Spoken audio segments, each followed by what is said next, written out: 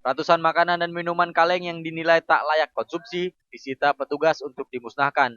Pengelola mal dan pemilik swalayan diberikan peringatan agar lebih teliti terhadap produk yang dipasarkan.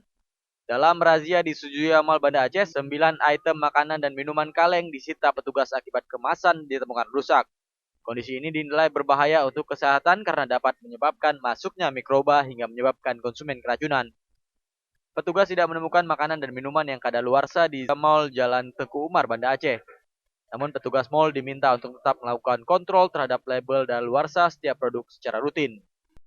Kalau ini beredar ini kan dia sangat sensitif, dia kalau roti itu kan bisa masuk mikroba sedikit berlubang. Ya, sedikit berlubangnya dia udah masuk.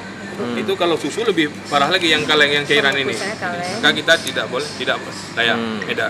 Dan ini di pihak Suzuya sudah menyatakan ini akan digudangkan kembali, akan ditarik kembali. Dan kita ada sebagian contohnya 9 jenis yang memang tidak layak. Selain melakukan razia di mal, petugas juga melanjutkan razia di salah satu swalayan di kawasan Setui, Banda Aceh. Di swalayan ini, petugas menemukan puluhan makanan yang sudah kadaluarsa di rak dagangan. Makanan yang sudah kadaluarsa itu adalah jenis ikan kaleng, jamur merang, dan biskuit. Saat dilakukan penyitaan, pemilik swalayan dan mal di Banda Aceh ini tidak melakukan protes. Pengelola swalayan mengakui baru mengetahui dagangannya yang dijual sudah kadaluarsa setelah razia dilakukan. Dari Banda Aceh, Maimun Saleh melaporkan untuk Aceh Video.